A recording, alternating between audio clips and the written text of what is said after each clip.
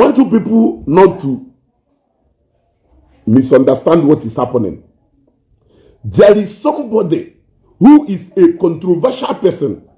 Now that team of ambassadors, that person must have told this woman that since people don't want to identify with this brand, that since these people, some people don't want to identify with your page, grow it with a controversy. I want to say this before I go into addressing this woman proper. You gotta go. Now, at first I wanted to say, okay, let us ignore this woman because I know the game they are playing. And the game how they play with that same person, none of that ambassadorship group, that content creator, I'm no go na like they feed, they trade on controversy. I'm on one na obi na ato yo uto ebe a ka o si cash out. Must have called these people, knowing that when he went to Dubai, he stayed with those people. Those people, maybe one or two, if you can remember the days of Dubai excursion, that time Ogalo excursion na Dubai. You remember? And for the sake of the wedding that is coming, trying to please so many people, so that I am a massive turnout, I am people who will bring in money from different places to come and support the wedding, must have gone to these people and tell them, if you want to grow that Kolero Bitters page, grow it with saga and controversy. And there is only one man you can saga on Facebook or the order. Who is that man? That man is currently the owner of one of the hottest bitter drink in Donafia, number one. Not only that he is the owner of that Obonga bitters in Donafia, he's also a very controversial person himself. He want to go. The moment he fire, remember that the day Apollo Ndeyawo Ishi views Nafa, they intentionally omitted that name for reasons best known to them, either because of Nga or because of Nkozo. You want to go. Now, if you stage a saga, it is a stage saga against this man, knowing fully well that no Dubai. You want to go. Knowing fully well that no Dubai on Nigeria. If you stage this thing for the next 1 month or for the next 2 months, people will hear about Kolero Bitters. People will know about Idaguleri. People will know about Umunide Loli Idaguleri. People will know you, and your product will come front in the market. It is very simple game. You see? And the woman not vibrating when she knew that she was just vibrating out of a script. Die nchekwa ogaranya eche na asị na bironia ha apụta na Facebook, eche na ha mee ka ịghọta na bironia adabịa Facebook. Yeah. Akụzayo na Idume more power. Akụ ịkala aka. You see, eche na ha asịrị na billionaires adapụta n'iru akwụkwọ. Eche na ha asị na billionaire na ndị otu udo ka bebi ọkụfa. Even that day, a na-akpọ ndị billionaire ha apụta n'ihu akwụkwọ akpọrọ Idaguleri. So Idaguleri apụtago n'ihu akwụkwọ, o sendịrị nwunye ya nọrụzie behind na-anụ onu ya ka ọ na-ekwu ka o nwere ego, o nwere ife anyị nwere n'ego, bla bla bla bla bla bla bla bla bla bla bla bla bla. Abịara ịkọ ọnụ hia ife anọghị ahụ onye lụọ product ya lee. Now let me come to the page ha na-ekwu a na-bring it down. Ịghọtago? Ịlụwa afịa ga-agaghị afịa, you go and review product ahụ ịlụrụ, mmadụ ife kpata na that product ada aga afịa, you will improve. Ịghọtago on that. Adaela afịa na Facebook page, Zoro Bitters page, or nwere how many followers, how many thousand followers ka Zoro Bitters page nwere, or na page Zoro Bitters ka Akụzayo na-ele Zoro Bitters. I am asking you. They are indirectly crying that na mmanya ha lụrụ n'afịa bụ ha bubatara afịa na ọ da-aga afịa. Yes, they are indirectly crying that na mmanya, okay, look at page Zoro Bitters batara afịa since how long? Kano 9,400 followers. Who says that no 9,400 followers? Kakuzayon Juenele Zorobitas. I am asking you. So why are you crying from page? Iwojege Nakona bring the business down. How does bringing your page down translate to bringing your business down? Are you getting what I'm saying? Before a mepe page Zorobitas, Elemiena Zorobitas, Manya Zorobitas, Elemige. Now let us forget about the page on the Belakwa. You gathered more than 15 content creators in Southeast. Each and every one of them gathered, and we hold nothing less than 200,000 followers. On their pages are enough to market Kolorobitas for the world to hear your voice, for the world to know about your product. Why did you ignore the pages of hundreds of content creators gathered? With millions of followers. With 500,000 followers. With 200,000 followers. How can you ignore those people? And you are talking about a Kolorobitas page that can even take a long time for it to get to 5,000 followers. I mean, I am asking, why did you pay those content creators? Why did you pay those social media influencers if not to influence your product in the market? So you want to now come after all the money you spent in publicity. You want to come and start fighting Aku over a mail page. Mamon this Rena bring it down. This is a very intelligent question. You think na you? We are not you. I am Blatoro. No people cannot come and Ezodop and Isiagu now. I am only Balogo that you can trend with Afak Zion. But let me tell you, before you come out, I know you are looking for cheap popularity, but I want you to go and check the track history of all the people who has tried to trend na the name of either Zion or Akuzion. Go and ask. I want you to go and do. You will do yourself and your product more harm. It is an advice. Whoever that gave you that advice, it is definitely not for your own good, but for his own good. It is not for your own good, but for his own good. Whatever that vibration I vibrating at that live broadcast we know. So, are you telling me that now Zorobitas on a page, Zorobitas can lay? The real business is happening there in the market. Or page we pay now drive okay. All those content creators you go you assemble them in numbers up till today. Ako has never signed even one ambassador up till today. Zorobitas has never signed even one ambassador. Even Zorobitas page is still 9,000 something followers, less than 10,000 followers. So, meaning that Zorobitas is going deeper into the market because of number one, that grace. Number two, because of capacity of Akuzion. Number three, because the product is tested and trusted. So, what else? Why are you crying? Why are you crying? Na page. I am asking you. Na page that publicity because you assembled the whole people to their followership together. More than 15 people. People to their followers together. It is more than 3 million to 4 million followers. And they are posting. They are all posting at the same time.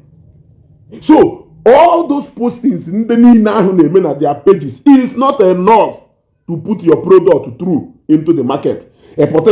Show yourself. You want to come and show the world your gullibility. You want to come and show the world how ignorant you are. Is that not what you have come to do? Yeah? Page.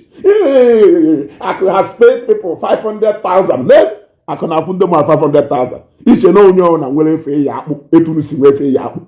Yeah. Oh, so go and appoint the ambassadors. So I can appoint who are those group on Akugo? Get those group on Akugo. I could spend the 500,000 each in a different group to bring a page that don't have even up to 2,000 followers. Is that how low some of you can go down? A Jimmy one woman, but I'm at the live. and Igbo is too big. Blah, blah, blah, blah, blah, blah. All the things that you people said about Zoro bitters, comparing it with other bitter drinking on Afia, did it bring Zoro bitter back? Did it set Zoro bitters back? The answer is no. What it shows is that the product speaks for itself. Go and review your product. Or a product, I don't know the review that people are giving there, but what I know is that is way back no pure Bobble. And let me tell you, if you continue living that man that is advising you and putting you through this trap, you said that you know a lot of things that you can use to implicate Ako. That if you know the people you will report Aku to in Zion ministry, Aku will problem. We know all those formats. We know all that. You said that you are a Zion member, meaning that you are a Christian. In the same broadcast email, you are asking Ako, onye say no nwa Chineke, onye say no Christian, on a alcoholic drink. So, where does that leave you? Where does that leave you? I am asking you. You sometimes some of you think that you are intelligent enough to come and manipulate the whole of our brain. Akwabagu silently, akwabagu 100-0. Kita akono bia confirm. Ote na ndị mmadụ ji egwu na kilomita sa ada agafia na ha je chọ ka ezuru contact akụ niile wee leye na ọ da agafia. Kita akono bia confirm lu ndị mmadụ na of a true na mmanya na ada agafia.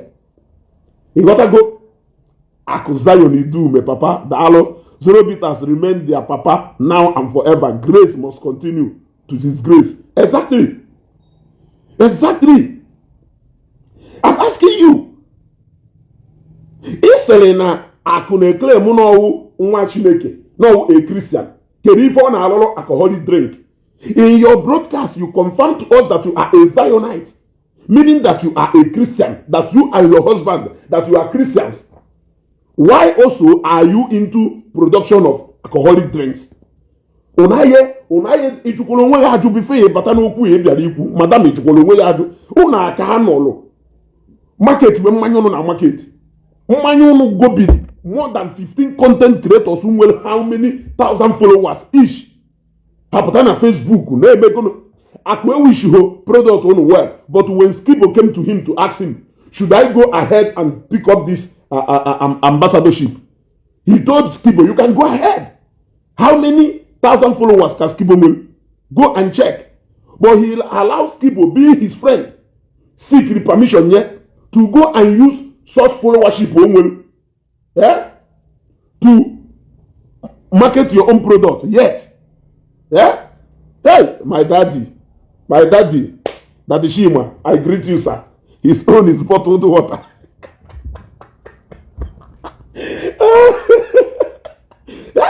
You see, Afioma na-elo onwe ye. Agogo mu ni Igbo ne mana ọ na-achọ ho. Afioma na-elo onwe ye. Zoro bitters abaga afia, even before release mmanya ahụ na afia. It will be very bad of you if you want to come into the market. Look, let me tell you, Odogwu bitters wezbo mmanya onye Igbo ba anyị lolo. The general bitters wezbo mmanya onye Igbo ba anyị lolo. Bebioko wo baba ko owo n'ọlụ aha na alụ, and so many other bitters drink. One day, man for Zoro bitters. When Zoro bitters made its way into the market, it obvious with so many omajijiko juwebia.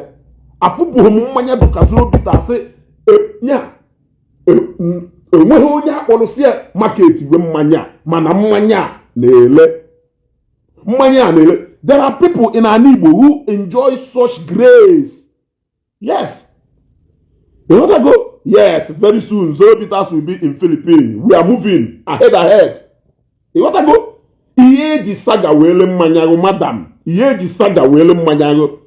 Go na diga iye ji saga wele mmanyago.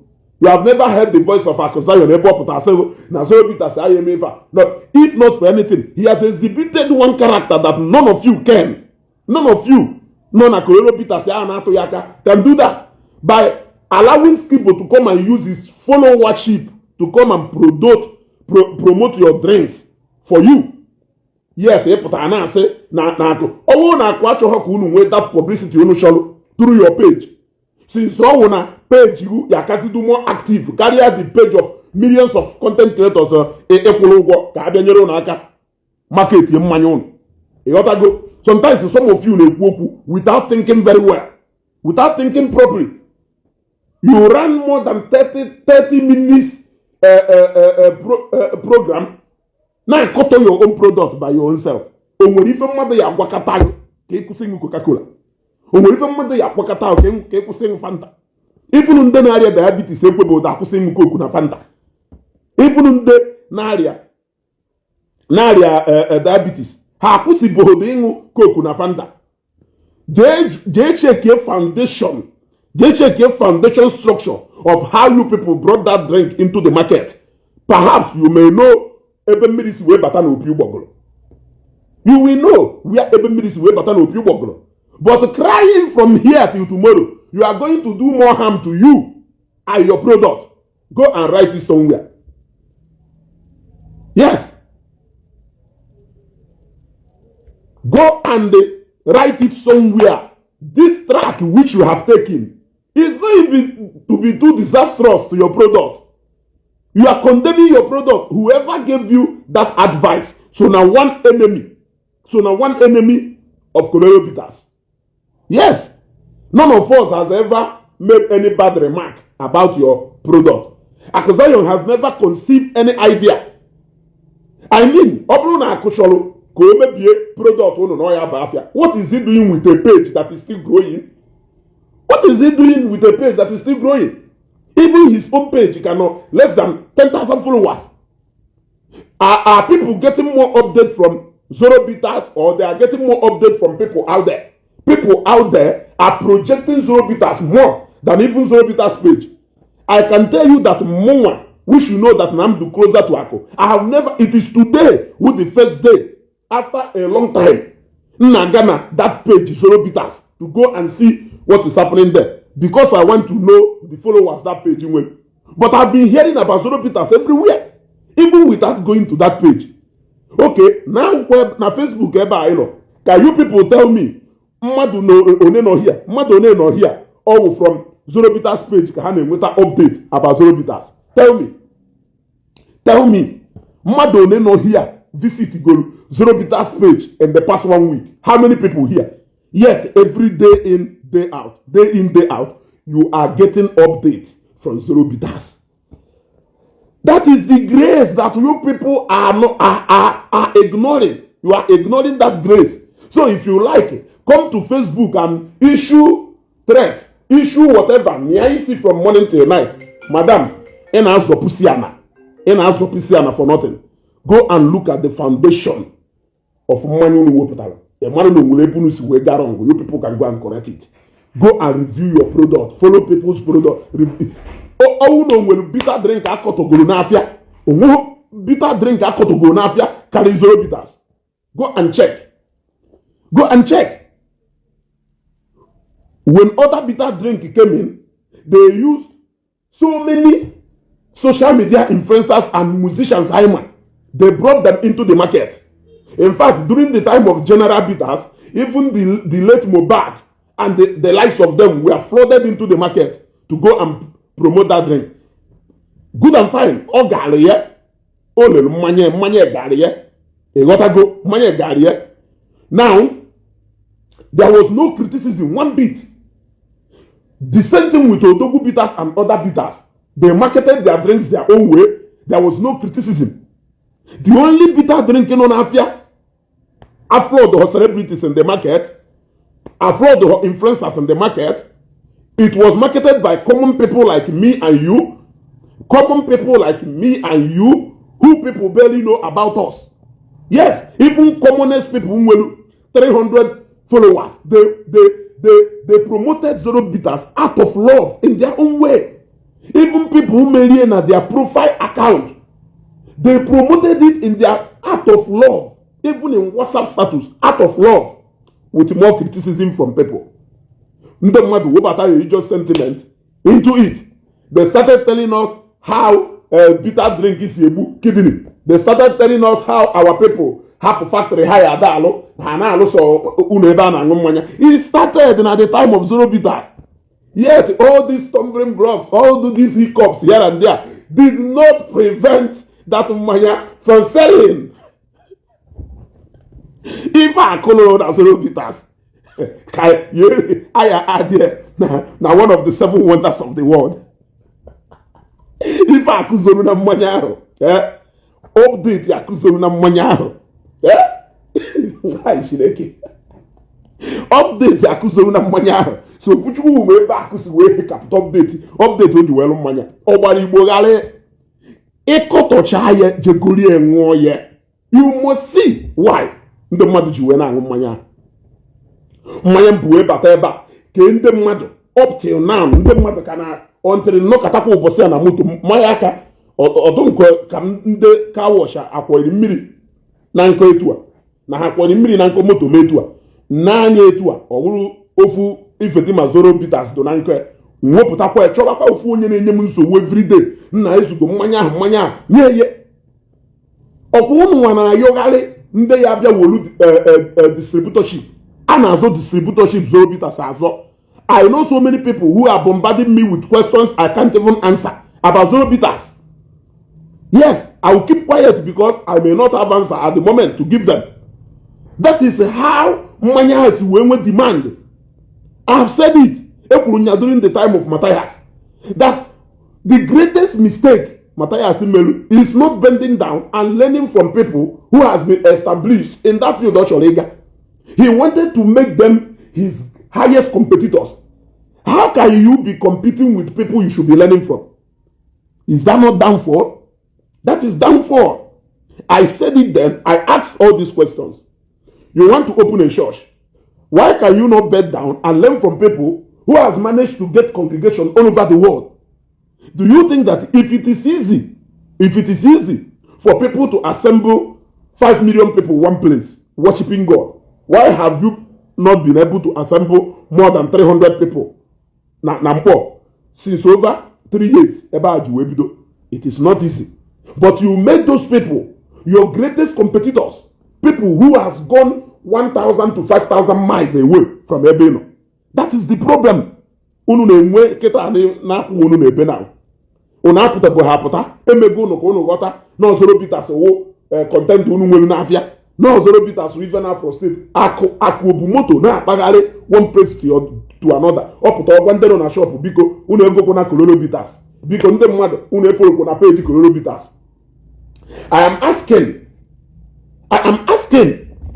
kedu ife page unu nwere to do with m ọwụrụ na mmanya ahụ na-aga afịa ọwụ na mmanya ahụ na-aga afịa ọwụ na people na-egolu mmanya ahụ ọwụ na demand mmanya ahụ na-abịa ọwụ na ụna ada force ndị mmadụ bịa nụbụrụ kedu ife na cry over a mail page.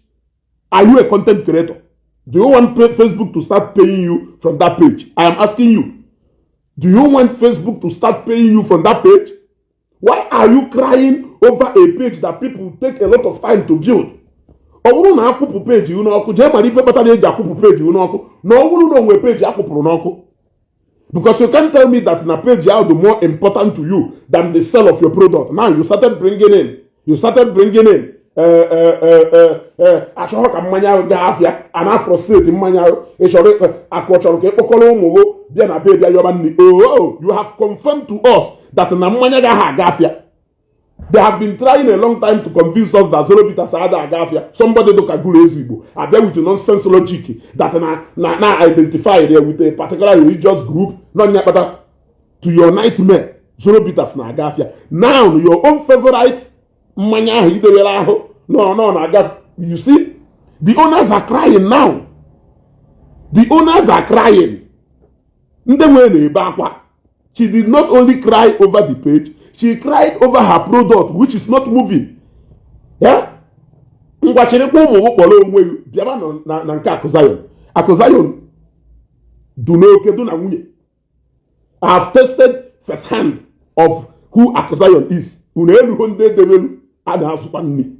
Unu eluho ndị edewelu a na-emere ọgụ. So bịakwa na Aba, unu bịakwa Aba hapụgodu okomoko ahụ unu na-eme na program ahụ unu na-eme. Ishenongo ka nwee ego digu na ọ na background si onwekwanụ na ego anyị fụrụ ogo Capital Oil and Gas. Capital Oil and Gas, ide global, ide ụwa niile, ide na-ewu ewu n'ala Igbo, ide southeast anyị fụrụ ogo ya na ala ma ọ na-anịba n'isi ego. Ekwupụchala ala ma ọ na-anịba n'isi ego na ụnụ makwa ebe ego esi. na ọnụ makwa ebe ego esi na ego ewukwa ego Zion na Zion kpuchiri ọma n'ike na alụ ya afọ nyapụta from Zion ifukwere ebe unu gbagoro immediately negodo ebe unu ruru chap chap mana ndị nyere unu update ya ekwe ha akpa afa mana ngo nwadewere ahụ na obi kara ọghọ nwanne na-ewukwa ide agụleri wụlụrụ ọlọ ide agụleri emin if you commit you no go collect na ịbata Nigeria. Let me tell you, to avoid you even disgracing yourself, you went and start calling a man that is not mentioning your name for one day. Have you ever seen Aku even mention Kolore Peters? Or mention it is in a positive way. You went and you started calling him names. You started heaping allegations on him. Newu ide agụleri does not mean that hand no go touch you na obodo. I am saying it again. So ọwụrụzie na iwu ide global, ọwụrụzie na ego juru Dubai niile. Nya not na-ewakana na-ewu the prince of Asia. Nya na ịbata na the king of Dubai maneno, king of Saudi Arabia, king of all Asian countries ha maneno. Ịghọtago?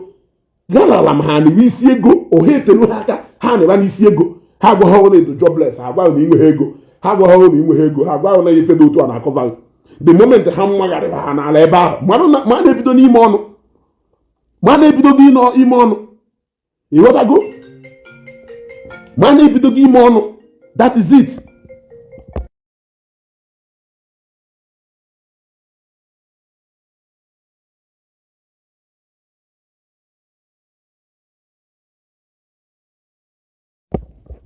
So, you just came to your broadcast to confirm to us that na maga ninu unu na-eme. Na the mmanya ada agafia after all. Mmanya ga ọ na-agafia ebe na Facebook bịa na ebe akwa.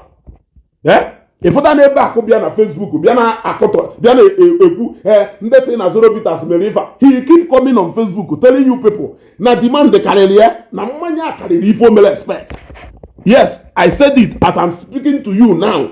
The second extension of that Zoro Bitters factory is almost 100% complete.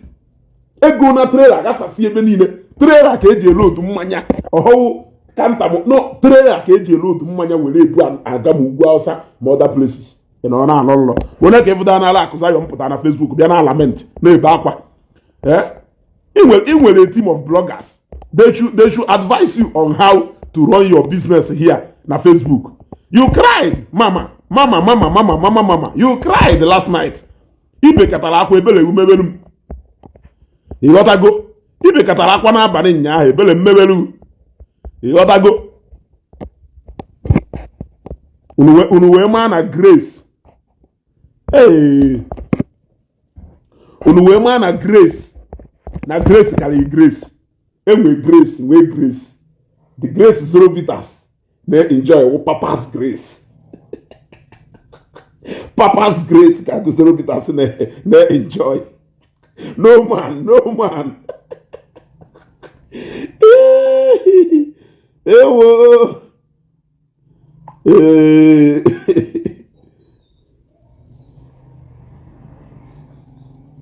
Amụkata m amụ n'abalị Amụkata m amụ n'abalị shi gara na kpọ n'ike. Anụwago ọgụ anụwa madam. Elebeghị mmanya ele anụwago ọgụ. Eche na unu je recruit ndị niile.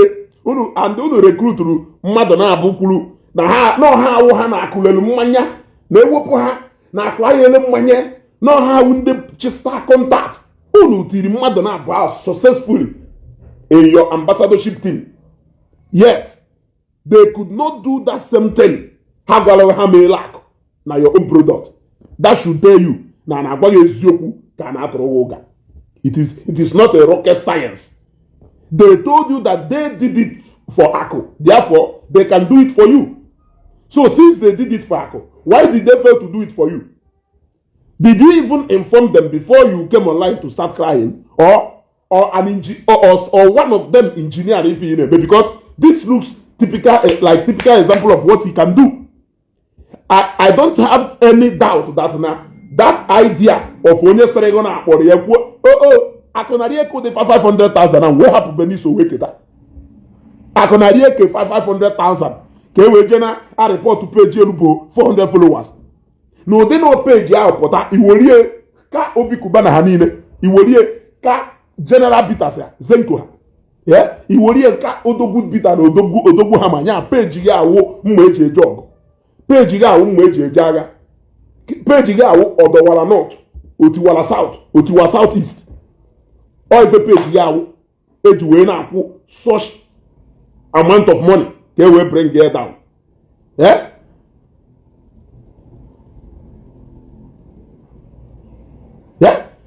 Kedu ife peji gị awụ trela na-ebu mmanya eje ugwu Hausa ka peji gị ọwụ trela na-ebu mmanya eje Kogi. Achọrọ m ịmụ ife peji gị awụ akụ ya eji eweste 500,000 each na different groups, not one group. Na onye gwara gị ụgwọ ahụ na-eso wee nye ya ego. Who even knows about Colonel Peter's page? Akụ power. Okay, akụ say add me. Okay, yeah. Sure, I go. Ka ị malụ na the Zoro Peters general ọ ya bata. Mgbe eji eje ọgụ, one man squad, one man mapo. Ịtara ndị ilo.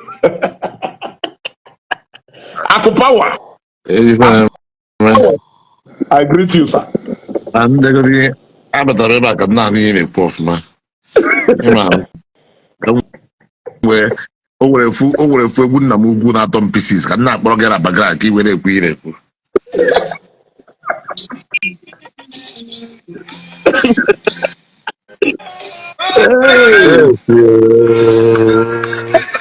Oh my grace, oh my grace,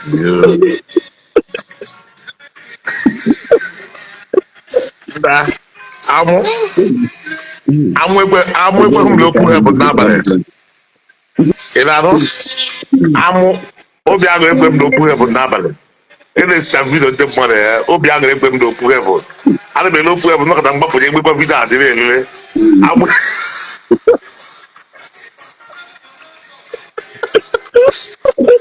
I will.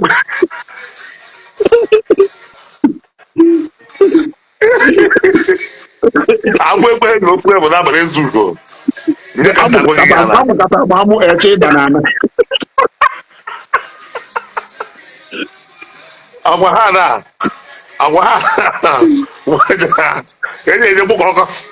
The book of the wire man, walk on wire man, walk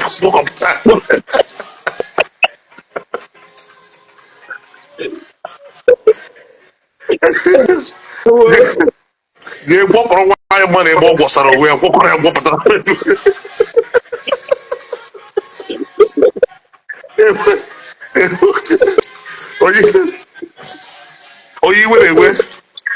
you will away, I'm waiting at ring lights.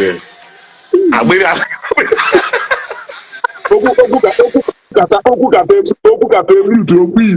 I got the question of what to say. I got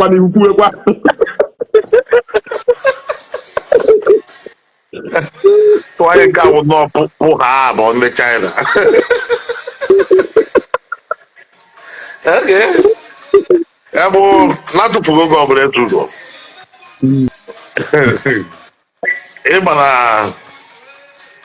Until people understand that what is selling is quality, not them. Yes. And not amounts of people. In fact, all the one they mean here, you want to win the more, it is your one. Nangama sign anybody. Very cut my man, very cut him. Or how many years then we are now? A lot of people do it. I can end up here more 5 years back as Bitters. Yes. Eba. I can wait for 5 years. Come on, baby. Unless I may get against weekend also. 1 or 2 weeks. But when I take America, when I take UK. That's weekend. But I feel for man. For the fact, oh, we're back, eh? Imagine that. Legend. Oh, we're back one day. I'm going to almost say, come here, come, coach, I'm serious. I'm saying that if this is to come and fight me, if this is to come and fight me, hi, had the kata. ha na-ada na-akọ ọgba ọkwa ha da baktọ mbụ ka a ga-eji na-ada ibururi but if they come to do their business family ya akwa ifugo the reason why ịma na wisdom is profitable. Where our product has finished. Carry Baba City talking. Okay, Kalipata. Okay. Kalipata. Yes. I supply. I know the hotel. Oh my man. On the good madam. I put them mic today. Kalipata. You see one them. I don't know where you get more who. Probably kwabo. Money na name meku. So yem meku again. If the fight is to come and fight me, I'm very, very, very, very sorry. I'm gonna go to my chief. I'm gonna go to my chief. Boss, sir.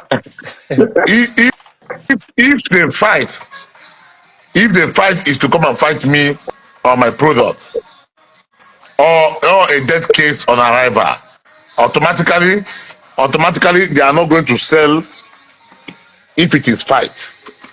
Because this fight might not be as they think. Everybody with the fighter,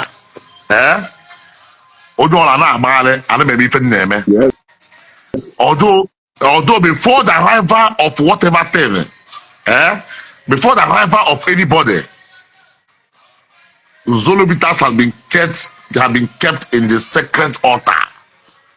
Yes. That is where say, you will not to come and fight. You want to come and fight. Or they have felt already on arrival. Man, I want to go make business, huh? Mapa Komea. Number one. Number two, wisdom is profitable to those who know. When Skibo came to me, if I wanted a fight, that would have been the beginning of that fight. Is that not true? Yes. Skibo have, among all of them not there, all Skibo can win followers. Got it here. Skibo will pay them with 1 million something. Or when you have 200,000. You know sign there. So Skibo will win 1 million plus. And remember, my Skibo G Zolobita made profile picture from day one. Zolobita put out from my page down 1 million plus. I know all these things. And that man not hear that government on me. I'm you know who we keep me. Yeah, be a jump. Boy, na Ozam. Say, Jebediru. Iwaji of because say we can make it one day. I want to stop for you. One day go and put it here. Okay, man, I'll fight that guy. I'm not fight. Okay, my dear. Yes. Are you getting my point? Yes. That's why I say wisdom is profit. That's why I say wisdom is profitable. It didn't take me anything to stop him. It didn't take me anything here. Or we go on it. No, Johnny, I'm gonna go low.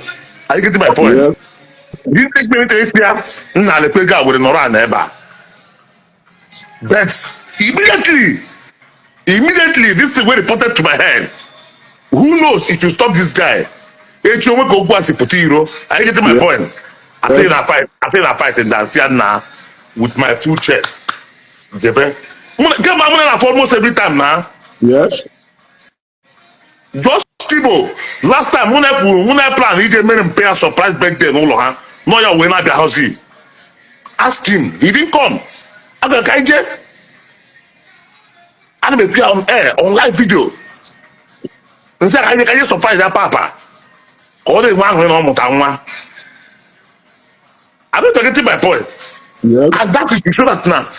If I had anything in mind against him, I gotta make sure that I get from Pek and spend the poor ego. Because yeah, back again for papa. Are you getting my point? Yes.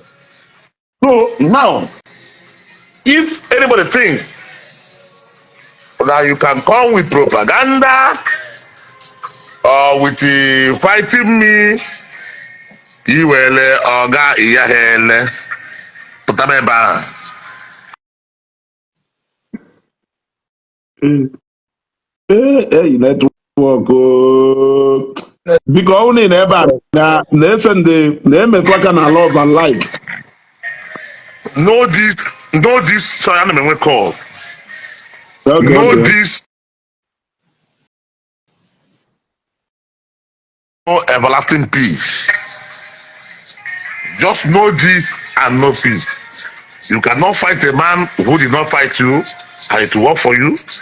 You cannot fight a man who is opportune do. Who is opportune do. Yeah, call on it stop before now because I know them want to say. And onye na-akpọ ife a ka na-akpọ si that na-akọ otu kọlụ gị ka na-akpọ na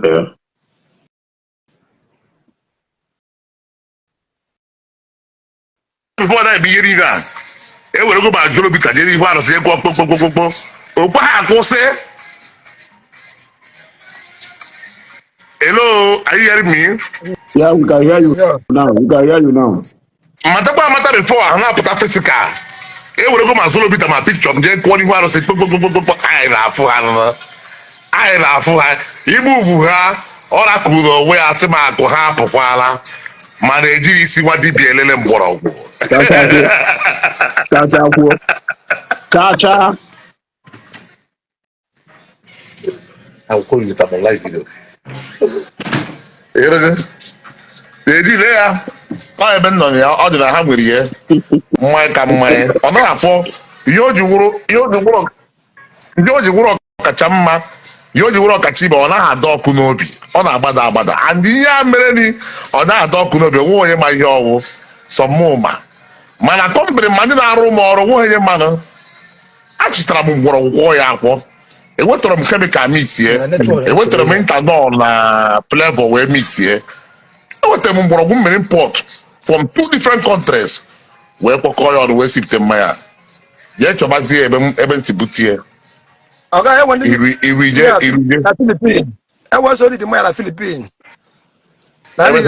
okay, that's review that song, sorry. This will never enter my side for Nkogi. Achọrọ mmanya achọ. Ka m na-agwa gị ihe disi mmanya efuru ebe a kịta afụnụ onwere onye ọ nọchiri onwere onye akụ nọchiri mana mmanya awụrụ your problem ihe achụkọta mmanya agbụ tela apịalie gị elu na my 2 ịfụnanya gị na-abụ iju aba o nweghị onye nchọrọ ịnọchiri ụzọ mana ọ bụrụ egbu m ya egburiri onwe ya before na movement tool niile a week a na-ebido ịkọ ihe niile a na-akọ ere a week alone agbara je start zolo bita na relief market were picture m jebe alụsị je kwụọ kpomkpomkpomkpomkpomkpom kwụsịa ino work anyị na-afụrụ akpa anyị wee na-amara je ga anyị na-afụrụ mana ejikwara isi gwa dibịa elele mgbọrọgwụ kwụsịa kpokpokpokpokpok kụsịa alụsị ka alụsị niile wee sị m akụ jebe n'aka gị dị ọcha n'isi nwa dibịa ejiri ya elele mgbọrọgwụ isi ga ya abanye nwunye onwere onye chọrọ okwu ama m nata ebe m na-eje yes exactly so amagha m ebe nwaanyị si chekapụta tekakatagoro bleaching cream ike gwụ ya wee chekapụta not even original bleaching cream because ndị na-ete ezigbo bleaching cream ama ka skin asị adị wee makapụta ọgwọ nwunye bilonia ka ị na-ekwu maka ife akụ ọgwọ nwunye bilonia ya chọ m okwu ọkwa nna ọgbaba m ọya efurugo ịma nwunye m ka ị bịasara bụ efuru nwunye m ka ị bịasara bụ efuru nwunye m efuru ma igbo onye ọwụ amụrụ nwunye onye ọwụ ọ dị na biznes ya ọbịsịa biznes onye lekọtara m ụmụazị anya ọhịa uri ọya na-arụ nwaanyị chakara ede gbeghere gị egbekapụta na Facebook jajajajajajajaja ebere na-emeri ihe nnukwute ebere na-emeri ihe ha akpa m etu ọnụ if I don't fight you alone in this Nigeria enwere m ndị mma ha ata fight ya kpa ha na anakpara m etu ọnụ onye ọla gaba ahụ kwuru onwe ya ugwu na-ele mma ya anaghị agbarị kịta na-eji ebugharị mmanya m ewe ebe m na-ejecha sepụ ewe ebe m na-ebu mmanya eje na-eso ụmụ ọrụ m eje adị sọpraịz na m soro bịa na-ajụ ọzụzụ onye a na-ajụ onye onwezikwere ego ka esi ekwu na-ajụ onye onwezikwere ego ka o si ekwu mana mgbe ị bịara n'ihe ego ị mara na ihe emekarị m mana ihe emekarị m in another point but na egwere m business a as my retirement entitlement ihe a business m ji ala nka and remember I told you aka arụ big bottle ya aka arụ zolo non alcohol aka arụ zolo cocktail aka arụ zolo whiskey aka arụ zolo brandy aka arụ zolo vodka aka arụ zolo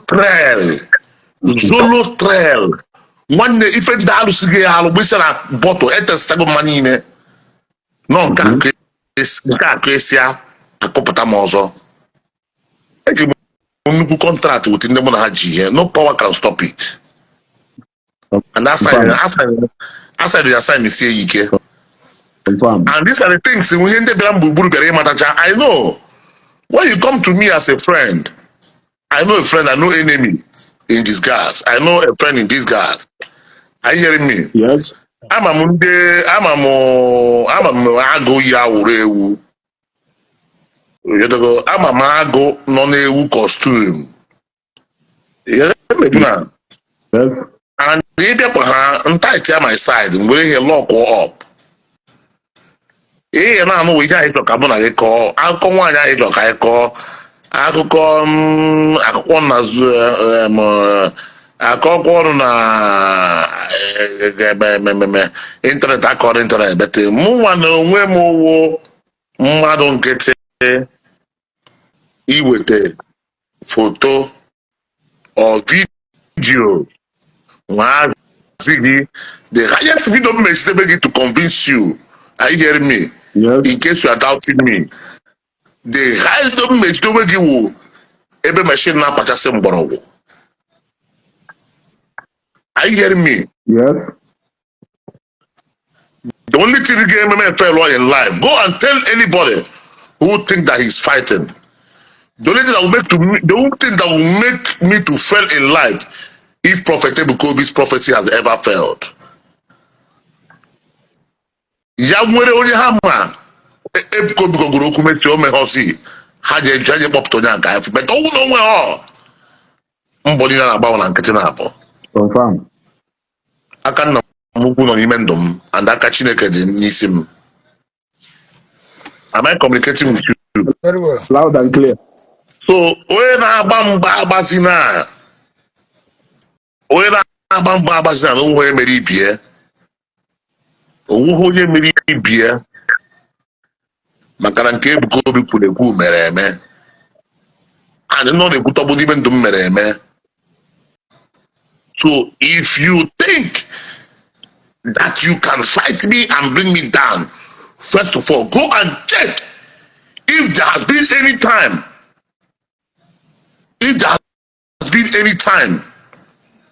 any prophecy given by Ebukobi, if it has ever failed.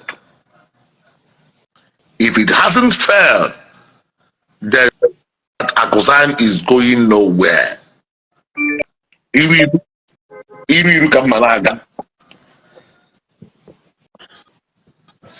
Am I communicating with you guys? Yes. So Hallelujah. Send their request, send their amen. Provision. We have already win the battle spiritually and the spiritual control physical. So we have even as some stupid people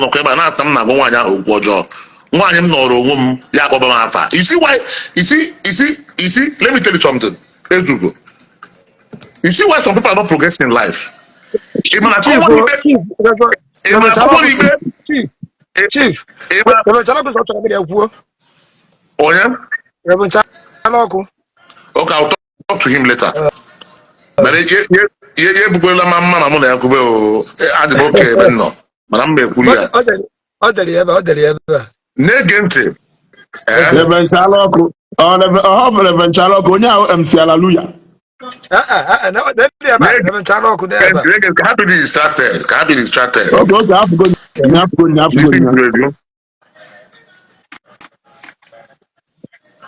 When I call to go off, I'm asking Ben no. Oh my, it's in the stage. So here we go again. Yes, some people are poor today. Some people are suffering today because of it happening mad in EPA. Are you getting my point? How can you see the whole all transit yesterday? Mgbe ekwu okwu na ọ na-etu ute ịmapụtasị m gwa ndị akpa ya aha na nọrọ onwe m ọkpọbịa akpọbere ime ya aha mkparịa nwaanyị ahụ ya o nwere lọgụ na because of my business involved o nwere some length ma agaghị aga mana efere ọnụ ma m use ọnụ ma ngwu ya okwu mwepụta ngwu ya okwu onye ọla dịrị ọrụ ahụ dịkwa ndị bịara m nso ọrụ m adịkwa ha mma ọnụ m efukwara ebe a dịrọ mma chacha m na-eburukwa oche nọrọ ọdụ mụ na ga-akọ ọrụ ka nwaanyị ọgbakọjuo ya afọ ilele ịfụnanya gị na abụọ mana because of people I confide on who will always tell me Zion, like my father evangelist because he will always tell me in the secret wisdom is always necessary. Wisdom. Onye amamihe na-emeri mgbe ọbụla. Onye amamihe na-emeri. Am I communicating with you? Loud and clear. So, ịhụga mkpịsị ya nji n'aka ọgbọ nnọọ ya. Ịgba ya wee eti ya n'afọ gị. Kpacharazie anya ṅụọ ya. Kpacharazie anya ṅụọ ya. Amami mere madam ahụ. Amami mere lọọlụ ahụ. Oke ọ dịgo. Yeah. You're welcome. Amami mere lọọlụ ahụ. Amami ahụtụbeghị ya before. Abụọ na-ebezi stay ebezi. Akụzi ya n'ama ha. Also need different groups. 500,000. How we na bring it down colonial bitters page. They may be the first one. They bring it down. They may be second one. Bring it down. On a page. I just bring it down. Listen to me. On a page. Every page is almost 2,000 followers. Who my personal page? How they bring it down? I can put it on one like what is Zuckerberg? Your name. How do you bring him to bit down of what they're banging? It is there. You want to also go bloggers there or am I?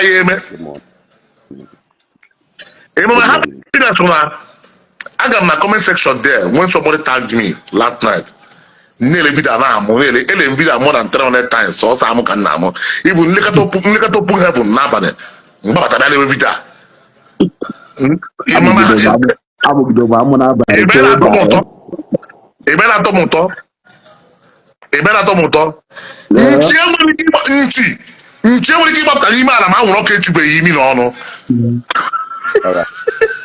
Can I say something? Good morning.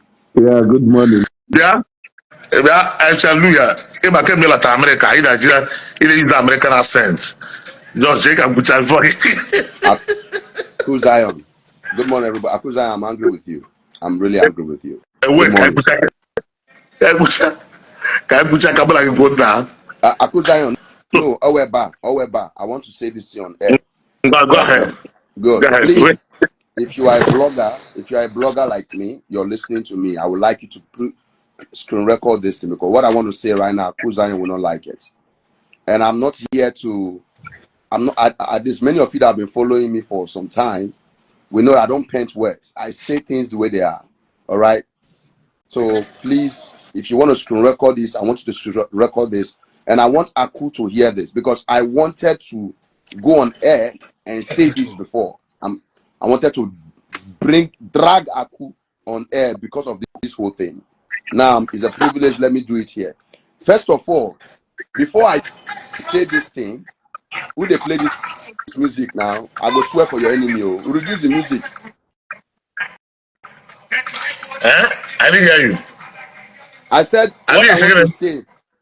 I said what I want to say. Please, who is playing the music? The person should help me reduce the music, please. Okay. I wasn't going to play the music. Now, I know they said there's a proverb that said, please record this. There's a proverb that said, never you bite the hand that feed you. Okay? I will never do that. Aku is a person that has supported my life. Take it from me. Aku, guy, go and stop using glue. 100 naira. Go and buy better than. Let me continue what I'm saying. I have bad mouth too. I'm not here to come and play with anybody. I'm here to beat my point. Okay? If your father fuck up, tell your father saying fuck up. If your boss misbehave, tell your boss this thing you did, I don't like it. I respect Aku, I respect him a lot. Please. And what I want to say now, I'm not here to paint words. Aku Zion have helped me when I was growing, before I get this big in this game, before I get to this level. All right, Aku Zion have supported me. He has helped me a lot, financially, and advice, vocally, personally, and otherwise. But what I want to say now, okay.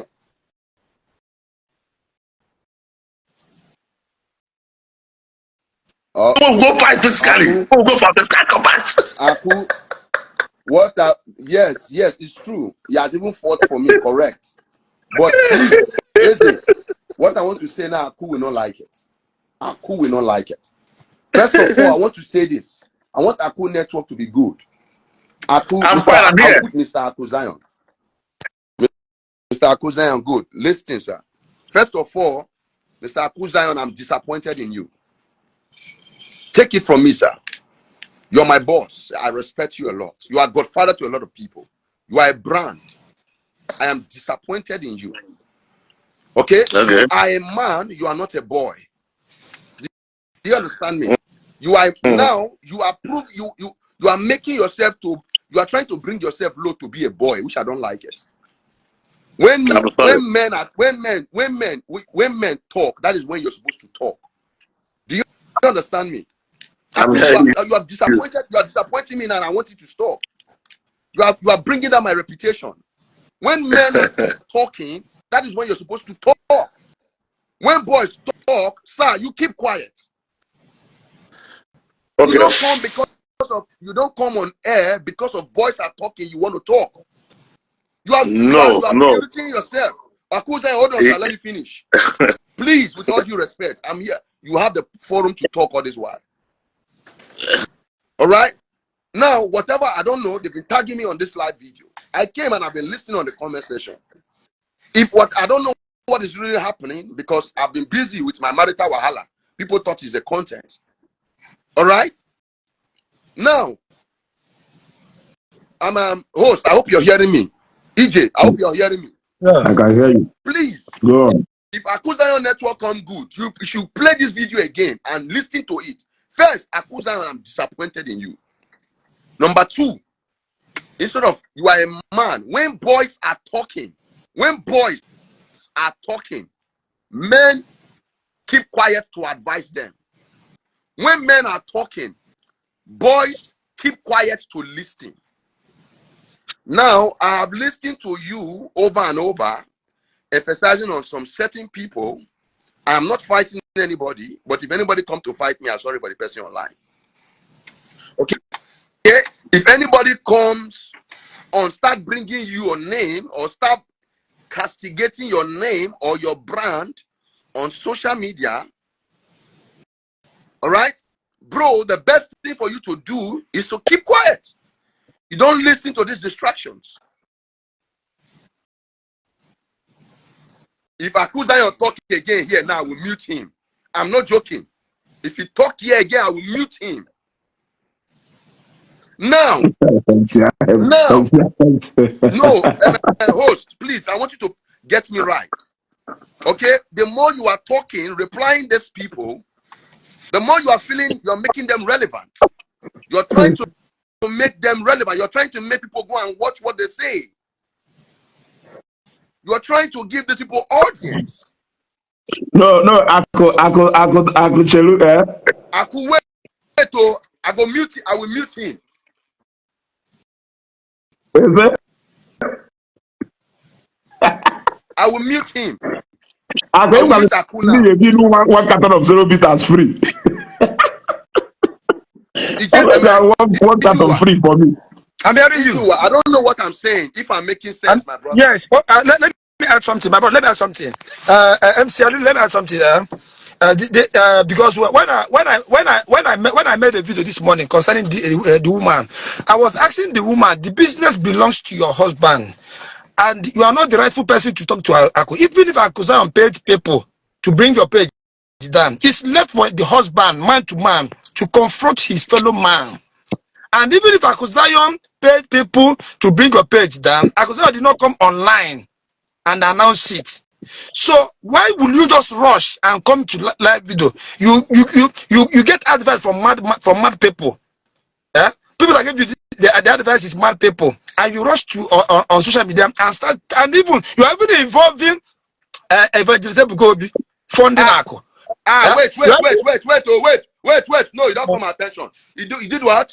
She was even saying that that Aku doesn't have money, that his Bugobi is funding him. Do you understand? Okay, that is what he said. Okay, but into what you let hallelujah, Only one thing, Mahada, Watasha. Now, look, let me tell you, especially when it has to do with business. Also, when you want to pull up against your business, you should come up and reply to that person. Business is business. Look, wait. Let me tell you why. If Yoba's name remained controversial till he died. He kept quiet for a long time. By the time he came out to start Igolo, a lot of things about him. All go too late. Most of those things, even people who are still growing up, we are part of that conspiracy network. So, a woman can come. Ide Aguleri is speaking on behalf of Kolero brand. So if Aku Zion is replying to her, he is also replying to her on behalf of Zero Bitters, which is the brand in question here. So anybody who said this idea of keep quiet is why a lot of controversies has triggered for a long time. We are in the generation where anything that comes out in the media, tribes not even minding no what so the idea of who to report to or who to answer to or who to reply to does not count here. There was something that was said specifically addressed to Aku Zion. Aku Zion came in this program to clear the air, and that was what he did here. So the issue of I don't see it that way. Host. Now let me tell you this, okay? All right. See, I respect you. All right, I respect you. You're a colleague. I don't match on people's toes. If you've been following me, if you know me for a long time now, one, I don't jump on people's live broadcasts anyhow. Before you see me come to your live broadcast, you have something to offer. It's not pride, but anyhow you want to categorize it, fine. I have set my standard and I've set my goal. Sir, Aku Zion, whether you like it or not. Okay, I know that maybe you're the one that wanted him to clear the air. Okay? There's what we call write-up.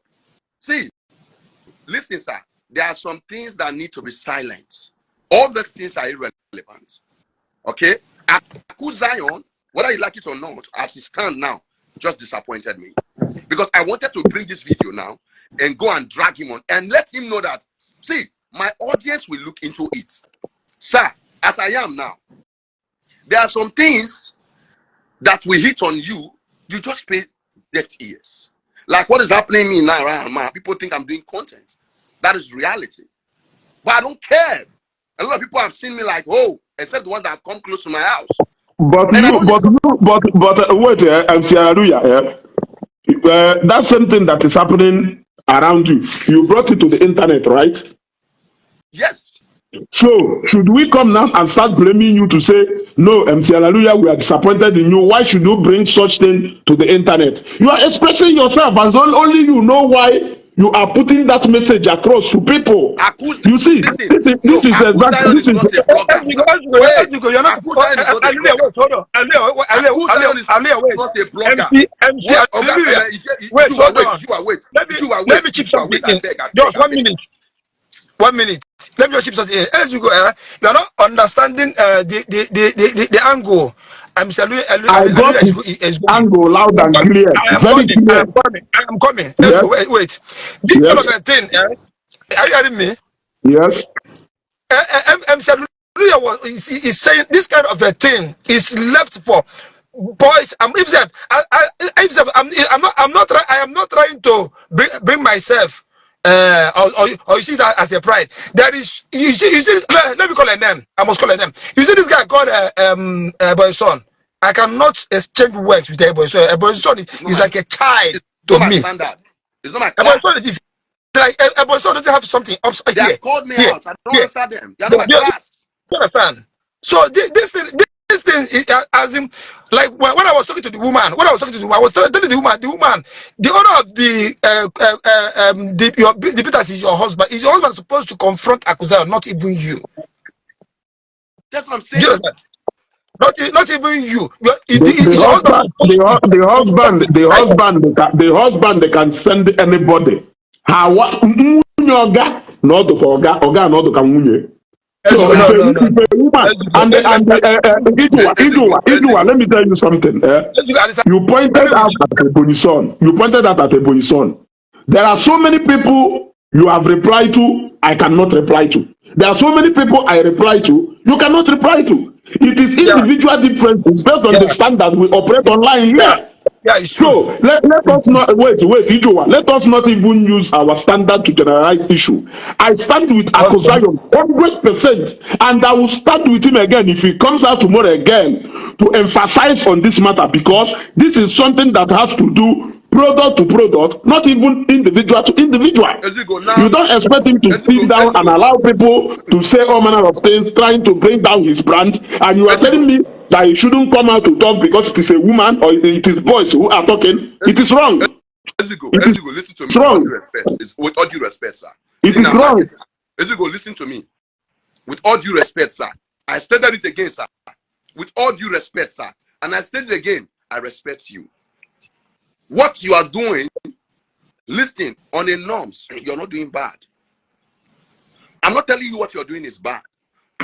All right? If you come on air now, maybe you call Aku Zion and ask Aku Zion all these questions, and you come on air now and state it by yourself and said this is not defamation of character. All right? You come on air and stated it and explain it very well. The way you are saying it is fine. But for Aku to come on air, Aku is a brand on his product. Aku is not a blogger. Aku is not a content creator. Aku is not an influencer. He is a brand to his brand, and he is doing it at his best. Now, if you don't know, let me tell you this, sir. There's a name that is Aku beyond Zolo Bita. This is a man I have known before you know him. 80% of people on social media don't know this man before I know him. I have known him before he came fully on social media. This is a man that I have stayed with. I know what people only, you're always seeing the glory now of how this man is. You're not seeing a lot of this man at the beginning. You see, you only see this man on the timeline at the peaking point of him after the manifestation of a prophecy that came on his head. Aku have a life before now. He's still having that life and still living it. Orodo TV, I greet you. Please, sir, with all due respect. Okay, oh, sorry, I've not greeted all the audience. Fans and co, I'm sorry for my manners. Mexico, I see you, bro. Please, I stated it again. Aku Zion, I'm disappointed in him. One, Aku Zion is a man, he's not a boy. When that woman said that thing, he said, I was expecting Aku Zion to simple, okay, when your husband is ready to talk, I will talk to him. Exactly. I respect women. I respect women a lot. See, me, I'm an advocate for women. I respect women. You dare not touch, raise your hand on a woman, I will deal with you if I know the person. But the way women think are not the way men think, especially when they are angry, or especially when they have lost it. The way of a woman thinking and the way a woman will react to, see, a woman know how to belittle an opposite business persons. They want to, and that thing can enter into Aku. See, my brother, Aku, if Aku come on air again and mention this matter, you, as you go, what, see, you and Aku, now me on online. See, you want to know, now me and you, me and MC Hallelujah. MC Hallelujah. MC Hallelujah. MC Hallelujah. MC Hallelujah. MC Hallelujah. I have one standard which I have failed to compromise on it. What is that? What I believe in this life is that in a certain time no, why will Ebuka come out and say something about this? Not supposed to be sure. You see, all those standards apply to everywhere. You cannot tell a man I'm a buebu, even the people, even those in government, even those in the international communities, they have all come out to defend themselves against one thing or the other. I don't believe that, except if by my own discretion, I decide to keep quiet. But if by my own discretion, I decided that I will not keep quiet, I will put my mouth in this thing, clear people, I am free to come and do that. So it is not even a matter of you are too big, you are too small, this is not your class. If you're ever no, if you come out online to say anything about my product, whether no wine, whether no water, I will come out straight ahead and confront you. You see, somebody telling me, Esugo, no, you are too big to come and reply to this person. We live in a social media era when a little propaganda can escalate. You won't even imagine what could have happened all this while if all the things are if people are keeping quiet about it. Gone are those days when people suffered from all this kind of propaganda without voices online to counter them. We live in a social media age. If you keep quiet, they will take you down more than you can imagine. The best is for you to come out and confront them. So I can never be disappointed in Ako for coming out, not just to reply to any woman, but to that woman, for all I know, might be that woman, for all I am seeing, maybe even the owner of Corona Bitters, the husband will give me that business, or will the woman and manage that business. So are you saying that a woman who business you don't know who Aku is? No, he's paying me. You don't know. See, listen to. I go hit you this spoon. I go hit you this spoon. Business and his brand. I go hit you this spoon now. Doesn't matter who Aku is. Okay, hold on. I go. Hello. I go. Now you be host. Okay, I go hit you this spoon, and it go reach you today. I promise you. Now, hold on. Now, they have some big name. They have some big name in this country. All right, that Aku is setting his standard to reach there, and he's getting there. And some of them is with that standard. I take things the way they are. I want to mention a name now. I deal with facts. Obi Kubana, for an example. Obi Kubana is not a blogger. Is not a content creator. He's a brand that become an influencer. He's a brand. Now, see, there are some certain things that have come across this man with his brand. All right, because of his brand. Do you know that now there are some places you cannot go and sit down to eat? There are some places people cannot see you at your level now in the entertainment field. My brother, listen, with all due respect, sir, I love you. You have wisdom. You don't talk because of you want to talk. As I said, before you see me coming on your live broadcast, it is because of you have something to offer.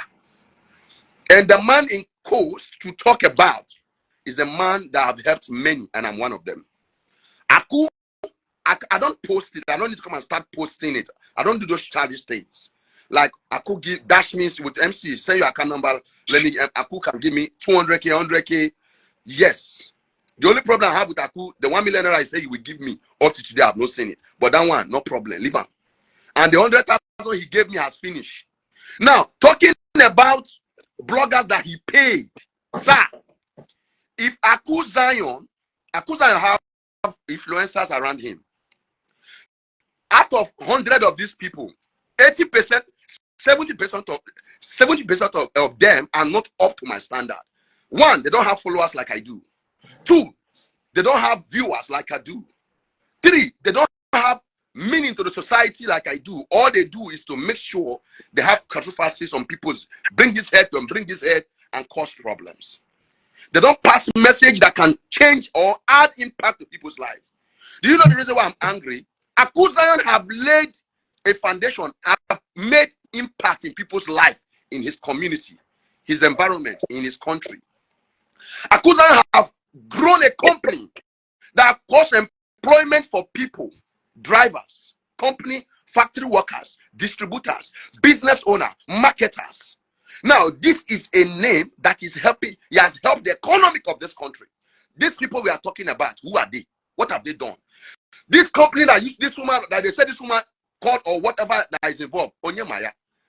See, take it or leave it, sir.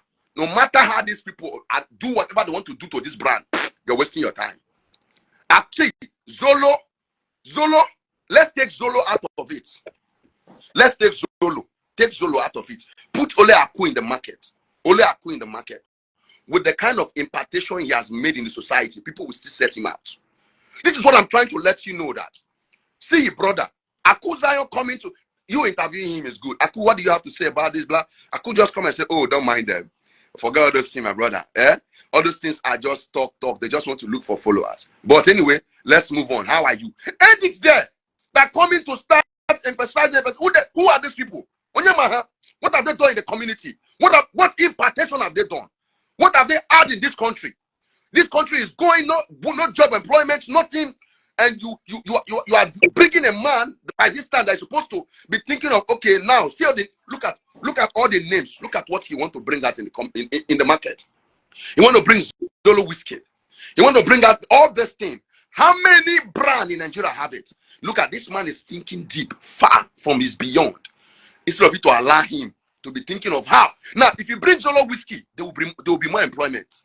If you bring whatever again, Zolo non-alcohol, there will be more employment. So please, my brother, I respect what you did is good, but not you. Aku Zion is still emphasizing it. I'm saying it again. Aku is my boss, so he's not my friend. He's my boss. I respect him. But I bet you, I stand up to say this. I'm in my altar. I put my hand here on my altar to say this. If I see Aku Zion come again on air and mention this thing, Aku Zion will not like me. It's a promise. You and this Isiagu. Now spoon. Isiagu, you own a spoon and broom I go carry for you. Now make him come on here, cut off this thing again. Make him come. Let's leave fast. Aku Zion, Hallelujah. Bye bye. Yes, sir. Are you here? Nah. Are you listening to me? Yes. Hallelujah. Look, one thing I'm telling you I cannot do is to tell a man out of his or her own discretion to come out on Facebook to defend him or herself. I've always been an ambassador of this because now people thrive on during the time of Kultur and Ndi Igbo. I know what happened. During the time of Magota, I know what happened. People has made it I don't even want to talk about Nke Bukobi. Kebukobi Dole Nangawu to the 100 and the fact that people are expecting all these names mentioned not to talk is what I cannot comprehend for one day. I mean, somebody like I said, the social media today, look at the very dark man. If not because of social media, if not because of the use of social media. How else can very dark man shut down things like this to the point that the House of Representatives will pay attention to that particular matter? That is the power of social media. It has nothing to do with status. It has nothing to do with class. If you are a governor and you fail to talk, they must drive you until the time you will come out to talk. It will be too much for you to defend within a short time. That is why anybody who can talk, I advise that person to defend himself. Somebody who chose to say, I cannot talk. Okay, look at Lazarus Moka. At some point, people say, no, can't you see? They are not talking, but these people are talking. But of late, he has started talking. Of late, he has started talking. When they use that media against you, you use it against them. During the time of Erisco Tomatoes, the man came out. In fact, the man even made an arrest and insisted, now that lady got to prison. Erisco Tomatoes can come out to defend his brand openly. The man, he did not allow his media aides or his legal team to talk. The man came out and spoke by himself. He spoke repeatedly until in the matter video Yoba Biko say it again. I don't know how that matter went till today. But what I'm saying is, in this social media era, MC Hallelujah, if somebody says something about me, it doesn't even matter. Look, it's sad to say this. 80% of people who will agree with you are those people who never even want to say anything, so that even in a cook against him can try. I am telling you, I'm reading comment. Majority of people who are telling you, you are right. Go through their comment section. Those are the people we know. Those are the critics we know we always encounter at this page. They can be happy because they won't want Aku to say anything. They will want that woman and their team to keep talking, so that before you know it, it will become the order of the day. Now, Akuna sponsors in there, now bring it down. Page, Korole Peters. This is a brand. All that this woman can make it passes at personality Aku. I may say, okay, Aku will culture you happy and ever, but my brother, this is a brand, and that Zoro Bitters is the brand, the Akumelu. So, Right. if somebody make passes at Zoro Bitters, if the director wants to come and address that issue, he should have the freedom to come and address that issue. This is the business he has invested millions of naira into. He cannot allow people to just come and pour sand into it overnight, All right. or in the name of leaving them because she's a woman. Ezego, you Yes. spoken. You see, as I said again, I've known you as a man that have something upstairs. I'm still saying it. All right. Everything you're saying factual, 101% correct. But where I'm emphasizing on is as you called Anaku for an interview to clear the air, which is correct. No, You understand? Aku actually requested to join. No. Yes. Same thing. Request. I was doing this video without even Aku knowing. Aku only requested to join. Okay, good. Now, no, I'm still, whether he requests, but him coming on air, you ask him that question and he clarified. This is what, as a brand, this is what I was expecting, what I'm expecting him. That's why I was there watching him for over a minute and over a minute. Like, okay, guys, my brother, you've asked him the question. Don't mind these people. They just want to spoil the brand, my name. But I'm still watching them. Okay? Whatever you heard is not true. I don't do that. There's some things I cannot do. Okay? But whoever that want to spoil my brand, I can come after you. But I cannot go after anybody, social media page or brand. I'm too busy for that. So whatever you're hearing this information from, don't mind them. And please, my wonderful fans, friends, and family, supporters of Zolos or no supporter of Zolos, we love you and keep the fire going on. Thank you, guys. So, bro, what's up with you? You see, we are done with that, man. That is a brand for you. But do you know why I got upset? Was when Aku was still emphasizing on it. I know, Aku play a lot. He the cash cruise. He's a very free man. Yes. You see, he enjoy his flow. But at this time, we will help him now. We will help him to be limiting his word. Do you understand? Aku doesn't care who you are. Aku will give you what to. He talk him for it. He mounts. He lick him. Or he'll give you Anyhow, if you like, go head war. Do you understand? So that is how I just felt that he should, at least now at the moment, my brother. So thank God we've been able to understand each other. Yes. I beg, Muna, pray for me, my brother. Muna help me for what I'm going through. What I'm going through, Muna help me. It's not. I'm not in the house. So I'm not in my house. This is my old cap. I'm not in my house, bro. You got it. Whatever I'm going through is not funny. People think it's joke. They say I'm due for marriage. You understand? Yes. I want to be a priest. I don't tell my mama. She said no. So Akuzayo, my boss, I respect you. All the audience, the people that I've offended, I'm sorry. We've come to understanding. It's just that this man you're saying, I'm looking at for. I wanted to die, but we have.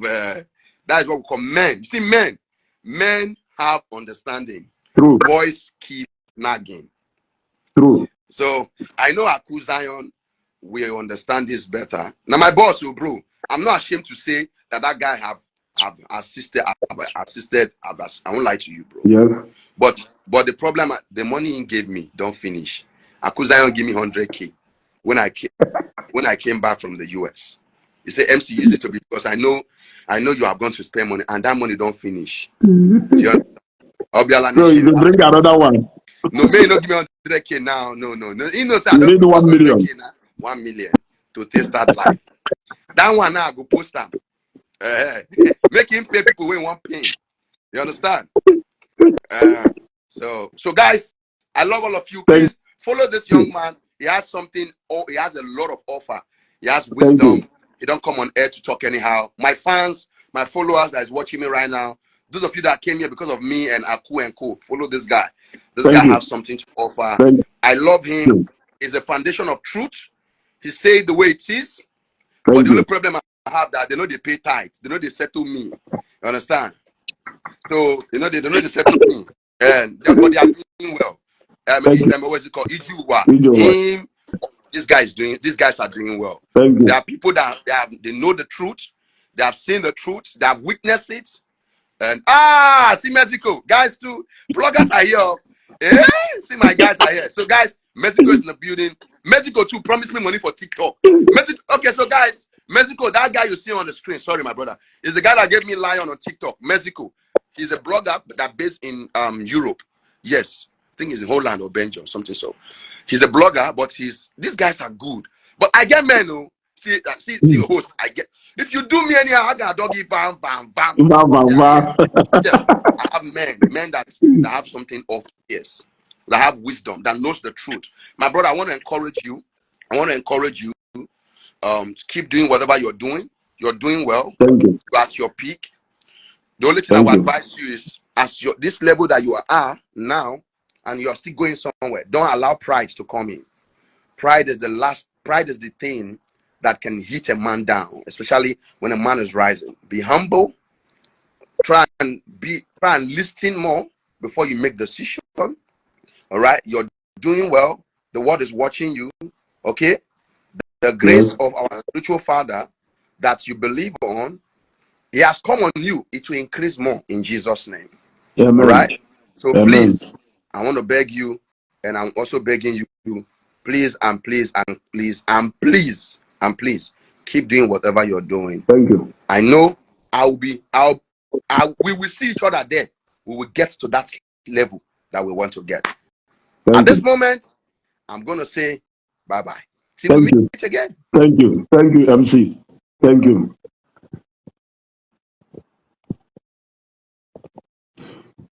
Okay, so just like Etus Wele before, yeah, Madam Kololo Bitas, yeah, though unfortunate, don't go and start looking for the trouble of a man who has never said any word to you. Against Magamaganina, this is just a confirmation. This is just a confirmation that na mbotuni na ane since no one even name. Look, let me tell you people. Zoro bitters had to go at opportunity in on a ground on Aba. I know what is happening. I know what is happening. I know what is happening. If I open my inbox, you will see people bombarding me with questions about